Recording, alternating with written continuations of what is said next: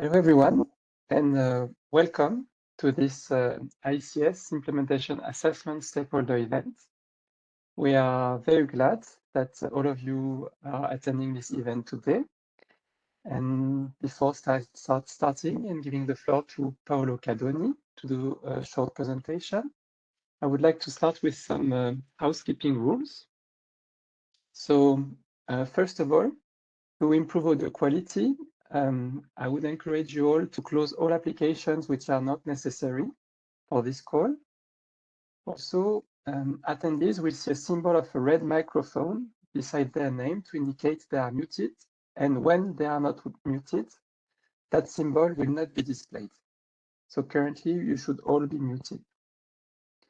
For those who have dialed in to the call, please send an email to the ICS confirming your name and the number you have used to connect to the meeting.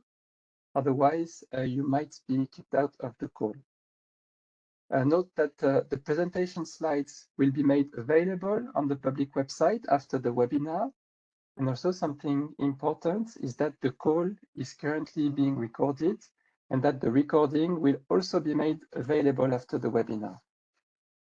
So let me share with you the slides on screen.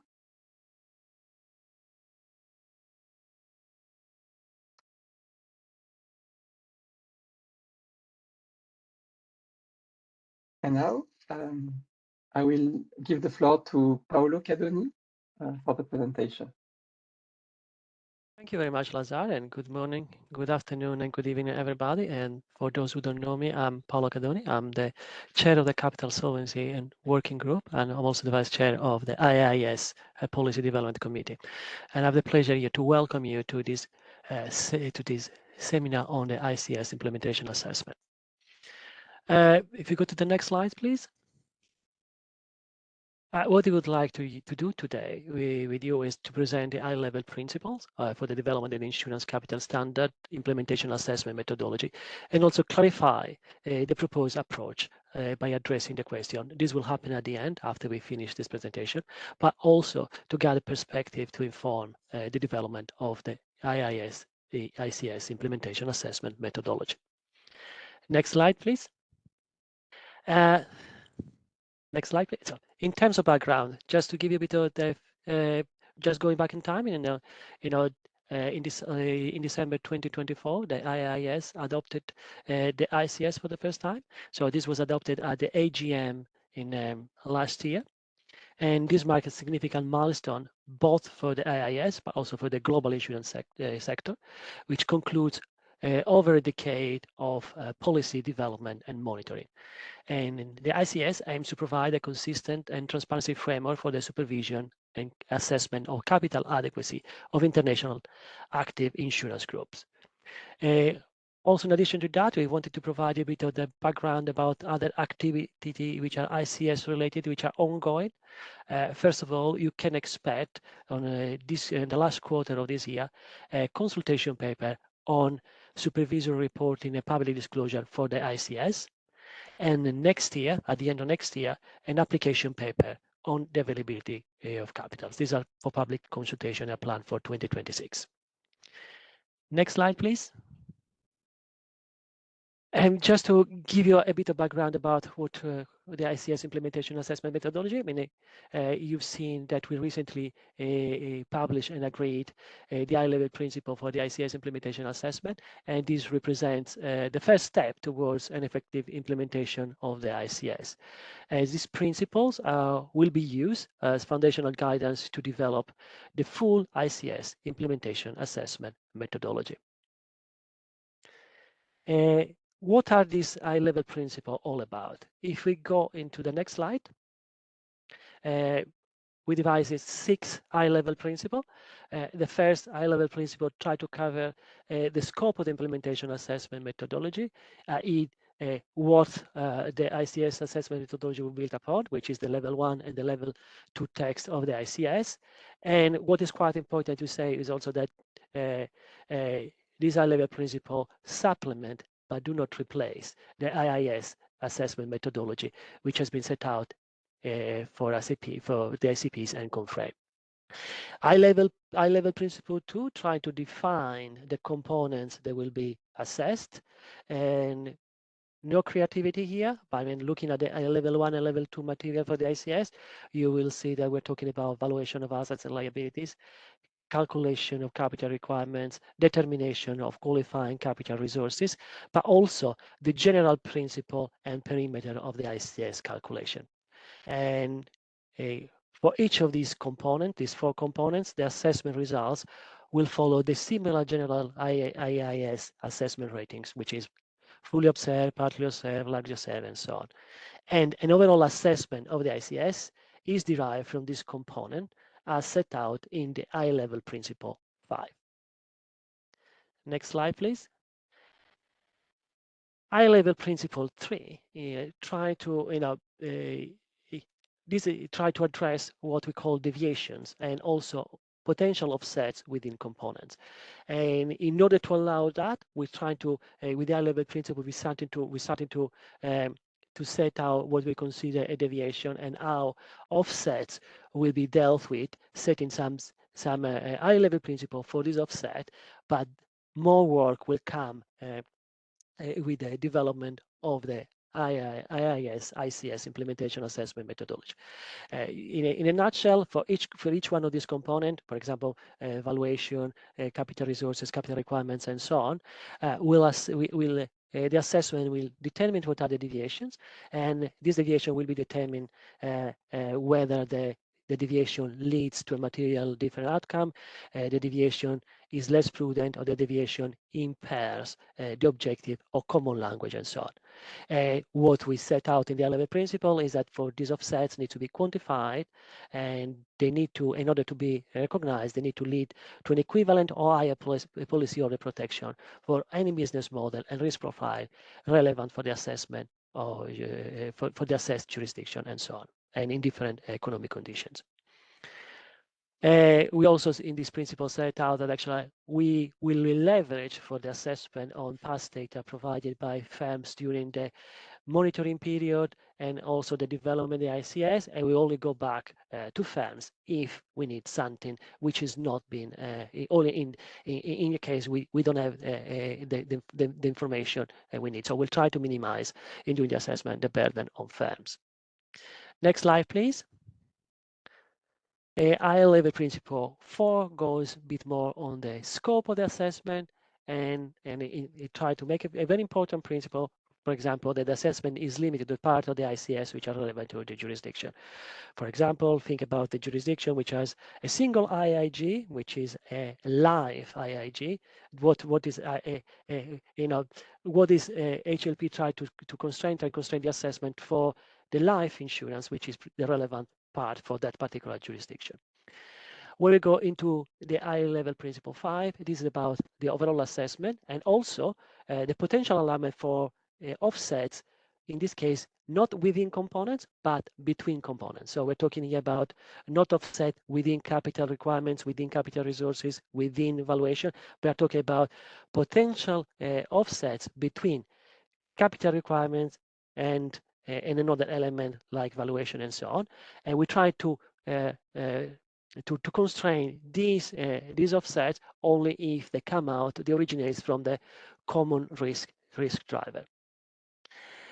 And we try to highlight here some principle with respect to how to pull all data up to come out with an overall determination of compliance. Next slides, please. HLP6 instead will try to deal with the issue related to the assessment of the US aggregation method. And in this particular case, we say that it will be subject to the same methodology of the ICS, but it will be complemented by a specific list of instructions that will be drafted at the same time as the detailed assessment methodology. And this will guide assessor in the implementation of assessment of the US aggregation method.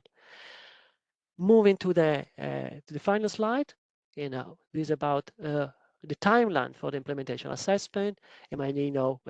Just to give you an idea of how the process will work, in this year and next year will be the time where actually we develop the self-assessment, the ICS assessment methodology, and as I say, we will build on the high-level principle and all material developed for the ICS. We'll try to reflect the quantitative nature of the ICS, and also we'll try to specify an appropriate level of granularity and combine at the same time and try to strike the appropriate balance between quantitative element and qualitative element. And during this year, I also develop a self-assessment questionnaire for jurisdiction to be filled in, which will help the full implementation assessment.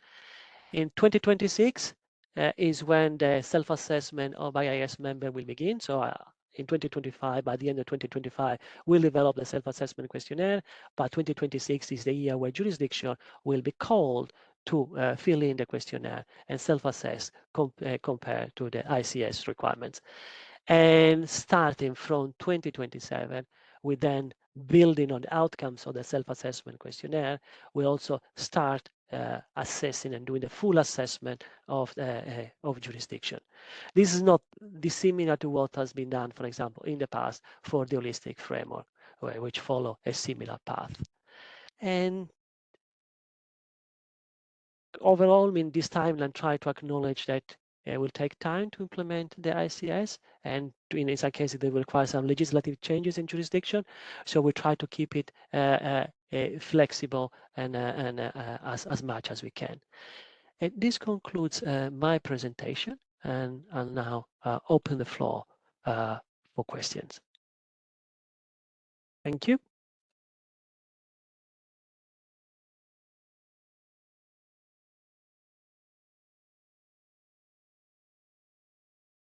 Who would like to start?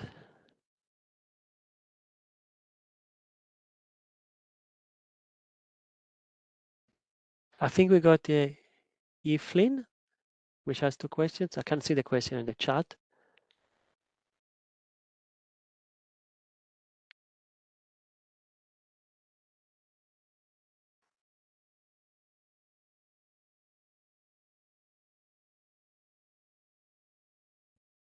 Lazar? Yes, so the questions are not displayed yet, but we already have some. No, so yes, Yi.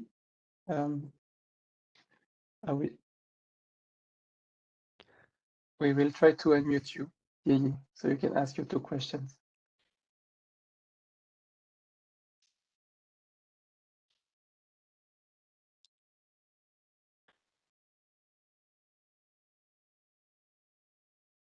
Okay, I think the first question is about, like, if I understood correctly, is that what is the difference between, no, actually, I got this a different question. What is the different approach for use of sets within components and between components? The approach is similar. When we talk about offsets within components, we are talking about offset, for example, within capital requirements. So we recognize that things may be structured in a slightly different way. So as long as it follows the process we said in the presentation, which is about the quantification. If you go back to level principle 3, Lazar, slide 7. So when we're looking about, for example, in capital requirements, a risk may be captured. We still have to develop, but a risk may be captured slightly different way, and maybe captured, for example, in a separate. Some of the risk may be captured in a different risk category and so on. So we look where these kind are captured, and there's more flexibility than between components in the sense that actually, as long as they quantify and they lead to an equivalent higher policy holder, everything should be pretty much all right. But when you move to HLP to HLP5, we all recognize offsets between capital requirement, for example, and valuation only if they originate from the same risk driver. For example, we always use the example of goodwill. Imagine, for example, when goodwill maybe a system may either not recognize goodwill in the balance sheet, but in a different system may recognize balance sheet goodwill in the balance sheet, but then at the same time apply a capital charge of 100%. So they will lead to exactly the same outcome. Is dealt we need a different thing in a different way between these two approaches, but is the same risk driver is related to the same issue. So when you're looking at HLP5, the recognition of sets is with this having this issue in mind. We managed to get the other questions. Yes, so Yiji can type the questions at the end of the chat. So if you can see them, Paolo.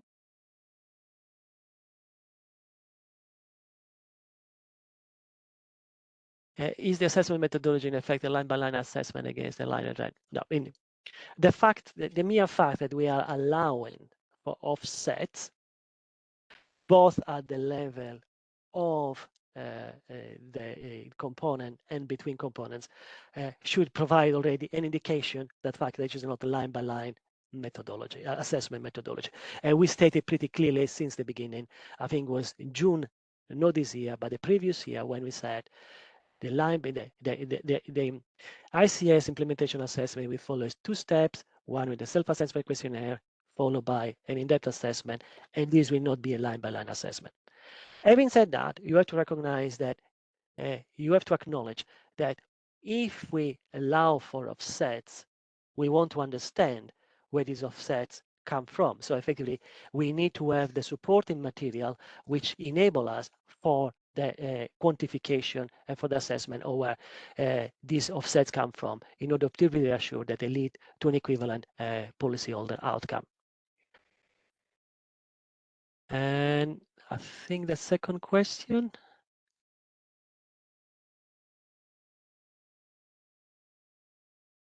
The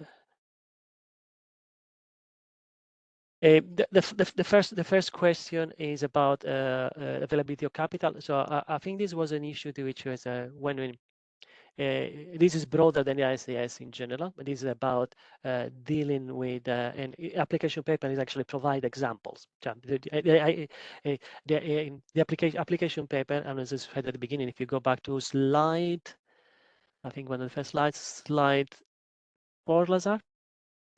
The application paper in the IIS framework are effectively a example on how jurisdiction have applied requirements in practice.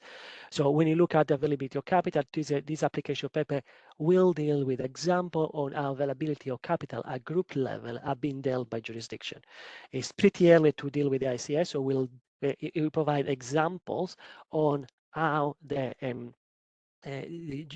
supervisor currently have been dealing with fungibility or capital issue across group capital for large groups. The second question, I think, was can I check the detailed guidance on AEM will be shared with stakeholder outside the US as well? Yeah, I'll ask the secretary to provide an answer to that. I don't know if it's Roman or Lazar.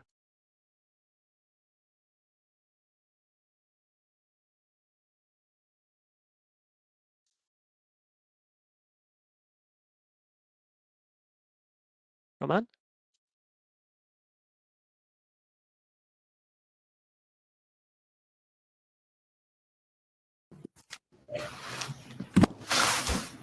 Hi, hello, can you hear me? Yes. Yeah, I think I have some issues. With regard to the ICS assessment methodology, so it's an internal document to the IIS to support the work of the assessors. It's jurisdictions that are assessed. The question about what will be published from the ICS assessment methodology is still an open question, but it's not necessarily public because, again, it's an internal IIS document.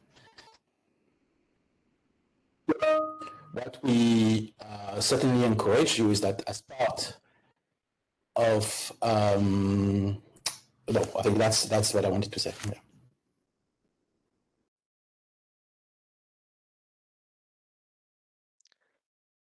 Thanks, Roman. And there is also another question about according to high-level principle, it turns out that assessment will be evaluate the distance between different modeling and blah, blah, blah.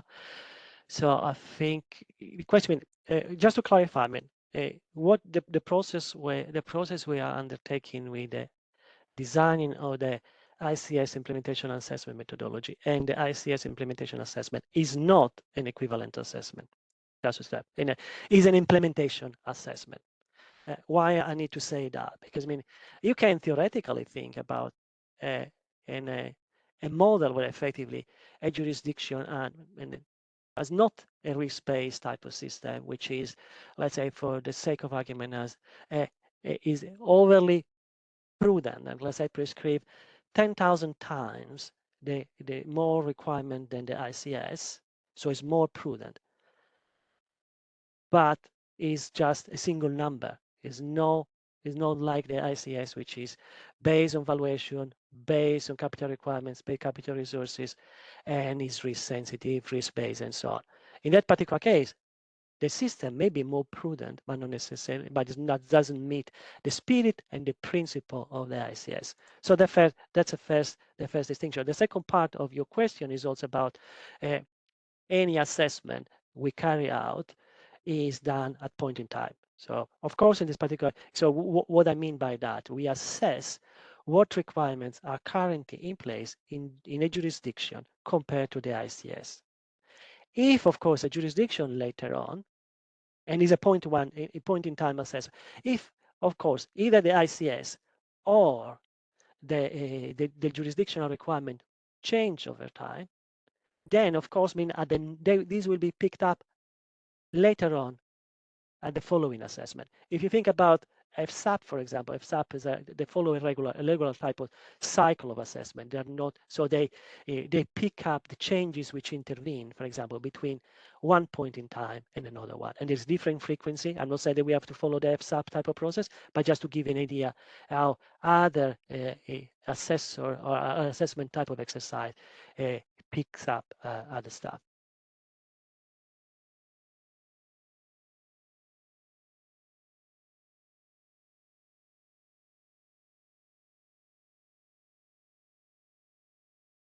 I think when it comes to weighting of the different elements of the ICS, I think this is material. These are things we have to look at when we do develop the methodology. And of course, it's a different thing. For example, if you're missing a comma here in the jurisdiction, compare your capital requirement is 1,000 times less than the previous one. Paulo, before continuing with the chat, maybe we could give the floor to one person that raised their hand. So I see that Mariana Gomez-Bock has raised her hand. So we will unmute you so you can ask your question directly, Mariana. So you should be unmuted now.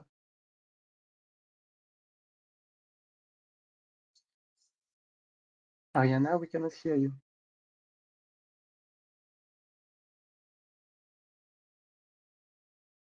Thank you. Can you hear me? This is Mariana. I can hear you. Okay, thank you. This is Mariana Gomez from the American Council of Life Insurance.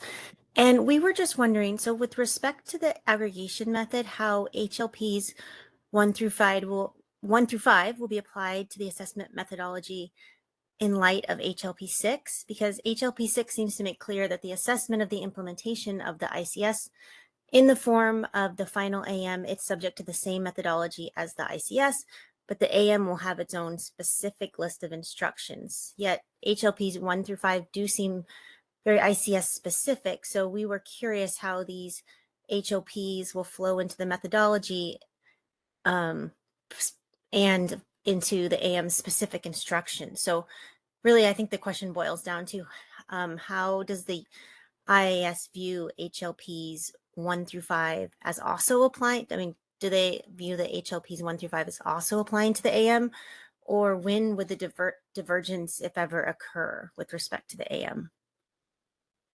Thanks, Mariana. I think that's a very important and good question. And you're right in saying that actually, first of all, I mean, what I would say is that the HLP will guide the development of the ICS detailed assessment methodology. This is very important. And you're right in saying they are being designed in consideration of the ICS. Having said that, in drafting the detailed methodology, this guidance, what we'll have to do, we have to consider what specificity are necessary for the AEM.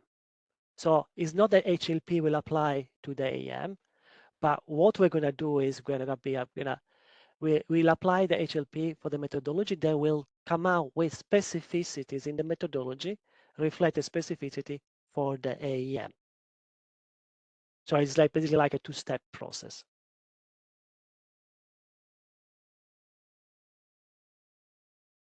Do you know if Roman, you want to add something to that?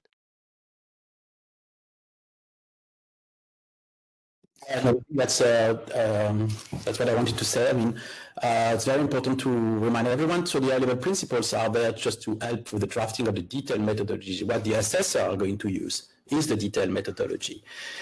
So with the high-level principle, we have set out some principles that will inform the development of the ICS methodology. And we also said that in developing the ICS assessment methodology, which also will be used for the assessment of the US implementation of the ICS in the form of the final AM, we will consider the specificities of the AM. So how we will consider the specificity of the AM, this is a work in progress. But certainly we'll take stock of the specificities. So it's not like the high-level principle will have to be mapped against the AM, because that's not, we'll develop a single methodology. But again, the high-level principle 6 is very clear that in drafting the detailed methodology, which is the one that's going to be used by the assessors, all the specificity of the USAM will be considered and reflected in the detailed methodology.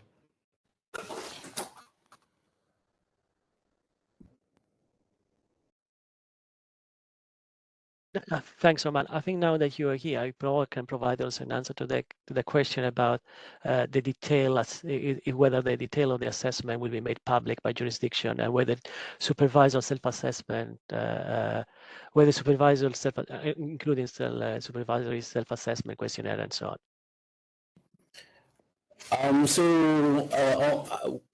It's not, I can provide a definitive answer on that. This is a decision that will have to be made by the executive committee along the way of the assessment. But I can encourage people to look at what we have done in the context of the holistic framework assessment. And as you may have seen, so the baseline assessment, which is basically what we are calling the self-assessment in the context of the ICS, well, the purpose was just to report on aggregate results, just to see, provide with the public some sort of a view of how collectively we are progressing in the implementation of the ICS. When it comes to the detailed targeted jurisdictional assessment, there's more detail that is provided by jurisdiction. It's not necessarily that all the information that is shared with the executive committees are going to be made public, but there's, of course, the overall assessment that generally is made public. So in terms of the rating of a jurisdiction, and probably some element of explanations. But on that, again, that's something that we'll have to make a formal decision when we'll start the assessment to see how granular will be the public reporting. But when it comes to the detailed assessment, generally speaking, transparency is one of the principles of the IS work. And of course, and I just want to flag, just as absolutely no doubt, in terms of the detailed assessment, that includes collecting confidential information that can be shared with the assessors. But of course, this confidential information is no way to be shared with the public, right? So in the process of assessing, the assessor may have access to information from supervisory practices, etc., which is confidential in nature. And of course, there's absolutely no disclosure of this information collected. Individual information from specific groups, etc. None of that is made public, as you may have seen in the detailed TGA assessment. So what is made public is the overall assessment of a jurisdiction, not the detailed information that has been collected by the assessors. Thanks, Omar. I mean, I think we got also a question related to high-level principle 3 about deviations, but we're talking about deviation recognition of sets. Of course, we are recognized. We're talking about if you recognize offset, you need to have something to offset. So you can have something which is lower, something which is higher. So it's not an asymmetric treatment, it's a symmetric treatment. And that's why we're asking for quantifications. I think similar type of, there's also a question with respect to the publication of will the AEM ever be made available in future to other interested jurisdiction under the US? I think when at the moment, the US is the only jurisdiction which has been subject to a comparability assessment. So I think at the moment, if that will require an assessment, a comparability assessment, which is different from the ICS implementation assessment. I don't know, Roman, if you want to add something to that as well. Maybe I just can flag that the provisional AEM that has been used by the comparability assessment has been made public. So there's been a transparency on the version that we've been using for the comparability assessment. The final implementation of the ICS in the form of the final AEM in the US, I mean, it's a jurisdictional development, so it's up to the jurisdiction to decide the level of publicity they want to give to the framework. We have some general ICP principles that are in favor of transparency in the regulatory regime that you are using, but that's not a question for the IAS. That's a question for the jurisdiction that is implementing that's developing the AEM. Thanks, Roman. I mean, I think we went through all the questions we had in the chat. I don't know if there are any more questions which we missed. Oh yeah, I think I've got a new one now.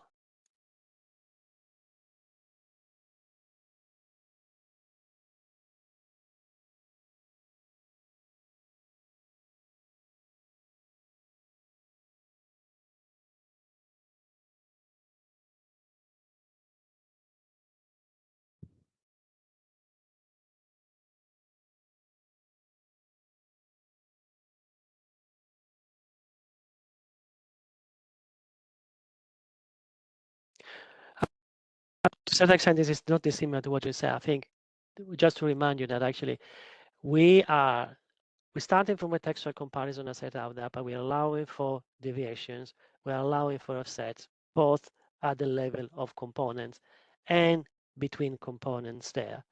But this is an ICS implementation assessment. As I said before, I mean, the methodology will have to set the boundaries to how much you can deviate from the ICS before it's not called anymore an ICS, even if that may lead to something which is more prudent. So of course, I mean, there is scope for flexibility in the current high-level principle, and the methodology will have to build on that in terms of the guidance. You know, Roman, again, if you want to add something. No, I think it's clear that. So first of all, we have clearly said that as any of our IAS standards, this is a minimum standard, so jurisdictions are free to go beyond, and so that's perfectly possible. I think the methodology of the ICS, which is a kind of a new kind of standard for us due to the quantitative aspect, the specification that we have. We also said that there is a possibility for deviations, and we also set out in the high-level principle how we want to look at the deviations, and you see the importance of looking at the materiality of the deviation, looking at what is impact in terms of policy order protection, but also in one of the important objectives of the ICS, which is to build a common language for discussion of the group solvency at the colleges of supervisors. So if you want to build a common language, you need to make sure that when we are speaking about something, we share the same understanding of what is beyond. So there's embedded flexibility, recognizing that there can be different ways, and that we recognize offset within component and across component. But there's also the objective to a certain level of convergence, just to ensure that we deliver on the objective of this policy overall level of policy holder protection, but also facilitating the work of the colleges of supervisors for those IAGs. But I think something that is sufficiently clear from all supervisors in terms of the common language. So that would be certainly the purpose of the detailed methodology to find the right balance between allowing flexibility, but also delivering on the overall objective of the ICS. And again, we are not mandating any implementation. It's up to the jurisdiction to decide what they do. The assessment is just basically saying, how far you are from what has been designed by the IIS. Thanks, Roman. Any more questions? Any question we missed?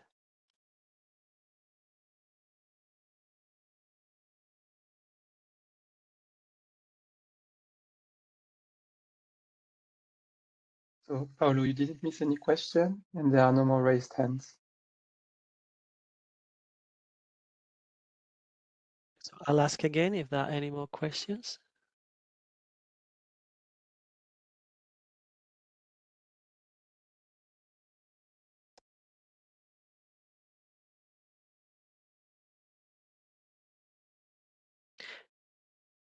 No more final question?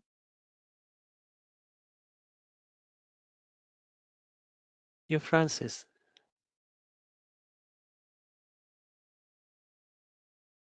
Can we open the floor? What's your next steps in terms of timescale? I mean, you talked about the questionnaire that you're developing. Is that one of the things, Roman, you're potentially thinking about making public, or is that yet to be determined? I'm just thinking, and then obviously you've got in parallel, you've got the supervisory assistants to help on implementation issues. I just wondered if I went over the next 6 months and next 12 months, what your timescales are.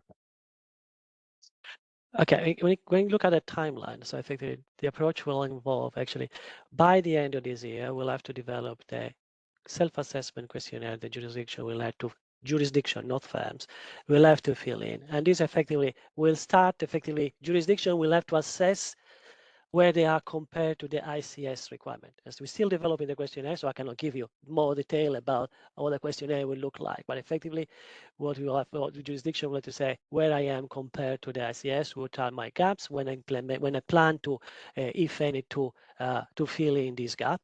And the development of this questionnaire will conclude by the end of 2025. Why? Because we in 2025 it will take time for for jurisdiction to fill in the self-assessment questionnaire. We'll have to work out the details and like this, but 2026 is the year where jurisdiction we will have to fill in the self-assessment questionnaire, and the outcome of the self-assessment questionnaire effectively will be quite valuable and important because it will help us in terms of assess to have a view of where jurisdiction stands compared to the ICS, but also will help us to prioritize which jurisdictions starting from 2027 will be prioritized for the full in-depth assessment starting from 2027. And we've been very clearly, we didn't say by 2027, we say starting from 2027. So this is the importance of the self-assessment questionnaire.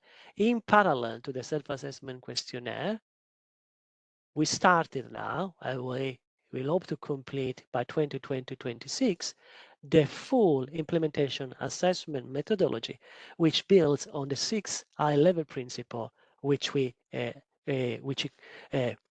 published recently to you. So let's clarify in terms of the timeline.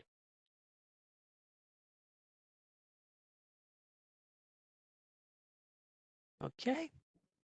Any more questions? And of course, say that along the way, we are going to do regular updates. We have our events. We always speak about the ICS, the progress we make in terms of developing our the different projects that we are leading. So we will provide updates on the progress we make around that. And of course, when the self-assessment and detailed assessment will start, and when they will be over, there will be some form of communication. The granularity is still to be decided, but to the public on the outcome, aggregated or more detailed. But that's that. So this process will have I will continue to provide you with information on that. And there may be some more stakeholders meeting in the future. Any more questions?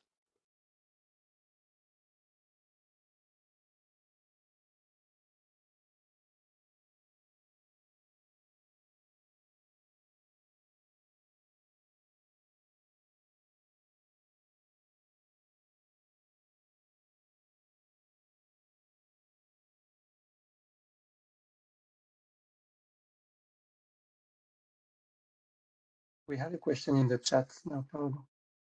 I think got a question about the application to the European Union. I think I'm not an expert on that. I'll defer to Roman for difficult questions.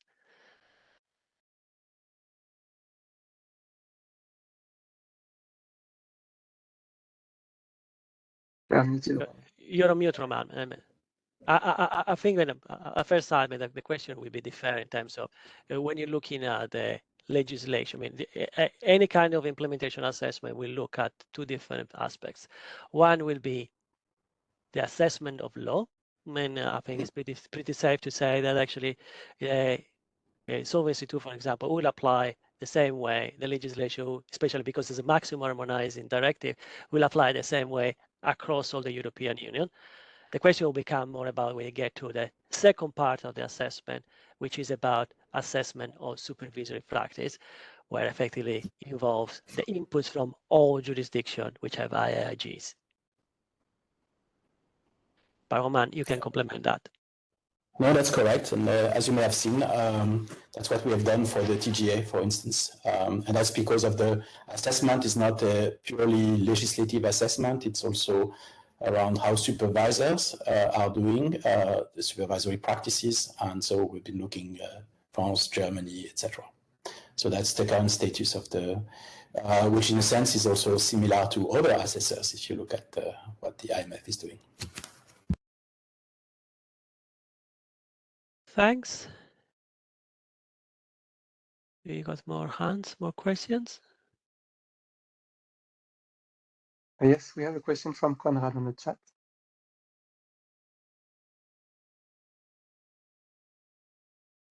I think when we have not discussed what criteria will be used to prioritize, but I think that I can tell you that actually, if a jurisdiction is not ready to be assessed, because it will not be certainly in the first if jurisdiction, if the self-assessment questionnaire will determine that actually, because it's a self-assessment by the jurisdiction, which is far away, there's no really point about carrying out a fully and then a full assessment immediately, especially with that jurisdiction which are not ready. So it will be a combination of outcome of the self-assessment, a jurisdiction as well, because you need a jurisdiction to be willing to be assessed at the same time, and so on.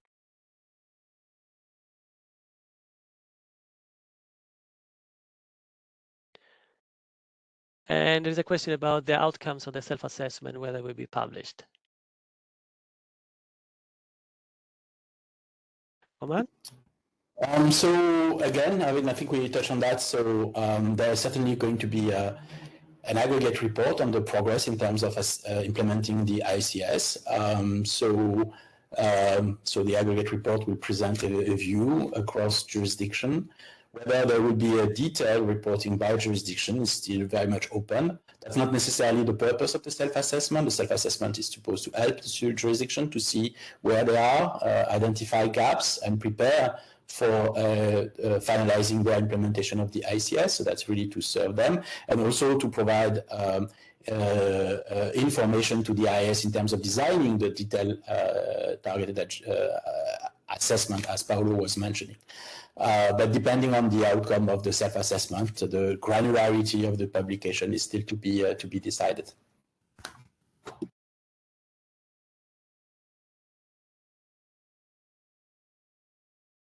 Thanks.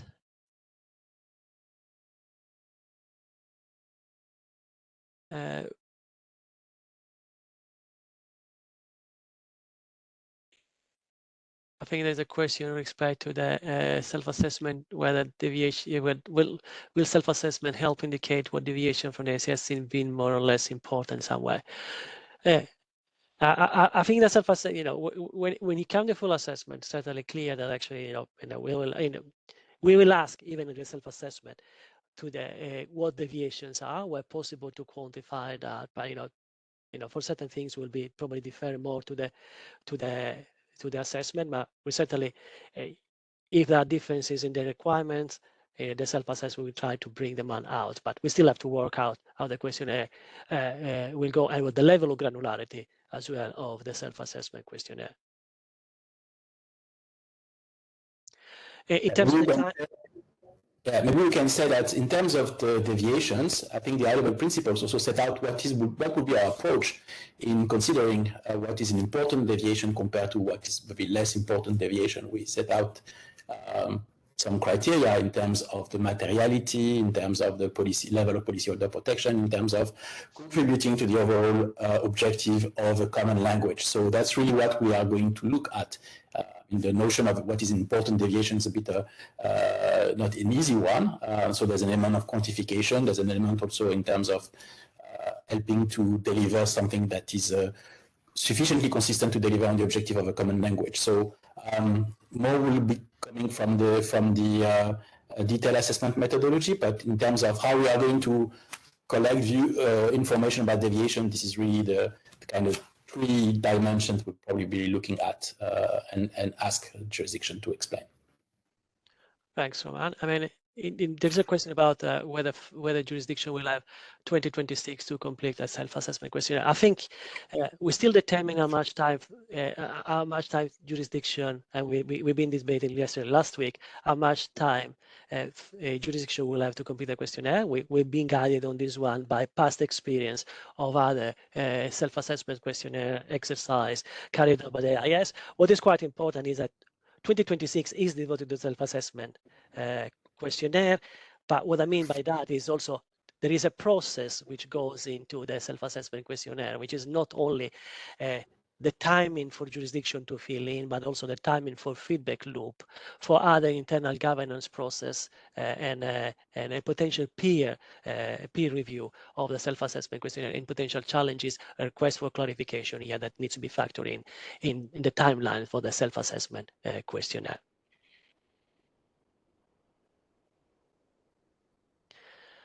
Okay, any more questions? Yeah, there is a question about are only jurisdiction currently with AIG be required to do self-assessment? The answer is yes, because I think there are 15 jurisdictions which have IIGs, and this is important because they are, if you have an IIG who has, your firm will be subject to CodeFrame, and that's why you'll be subject to the assessment. If you are a host supervisor or an IIG, no. Yeah, maybe in case there's a jurisdiction that is contemplating identifying an IIG in the future, in the near future, and want to participate, of course, that's not be any opposition from our side.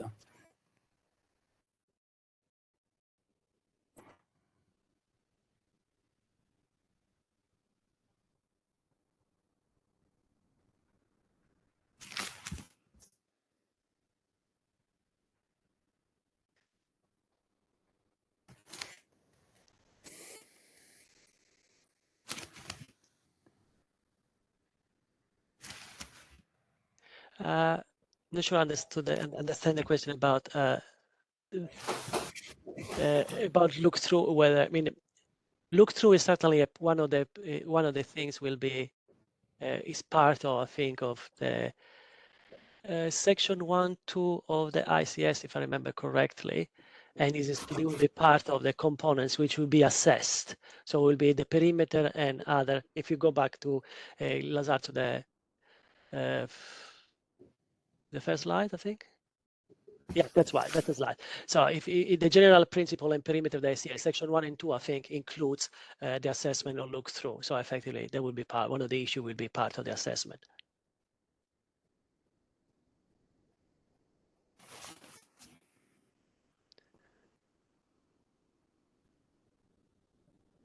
Okay. Any more questions?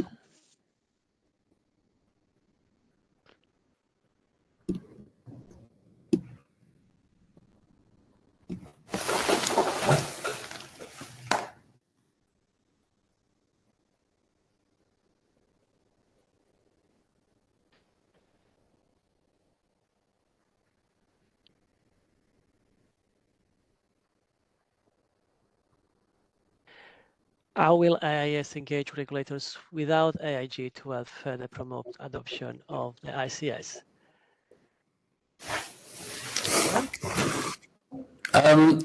So the IIS is not promoting the use of the ICS outside of its intended scope, which is a group standard for IAGs.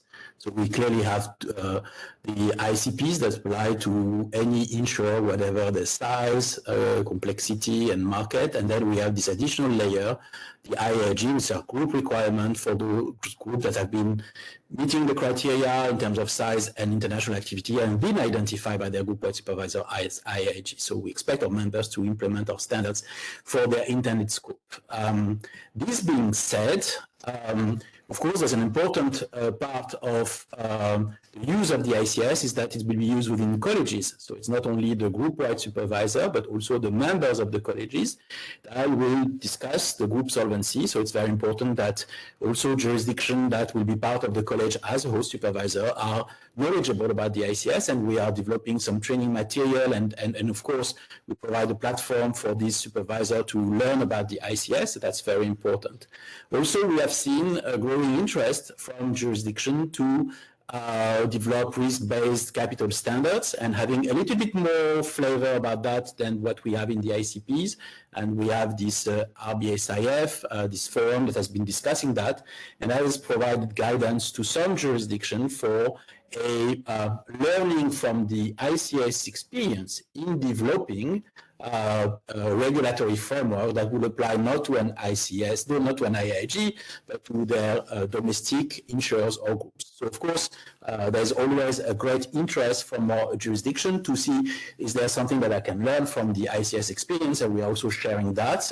We've been, of course, the RBSIF has benefited from external expertise and feedback from the ICS experience. So that's certainly something that we can provide, but again, I would like to be very clear that the IS is not pushing for adoption of the ICS outside of its intended scope. Benefiting from the ICS experience is one thing, but the ICS is part of ComFrame, so we expect, of course, all IAGs to benefit from ComFrame and ComFrame implementation, but that's really what we are pushing for.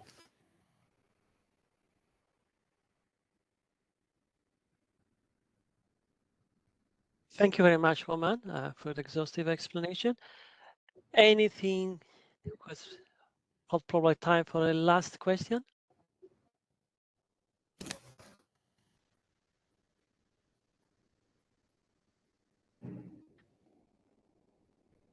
If not, thank you very much for participating into this event.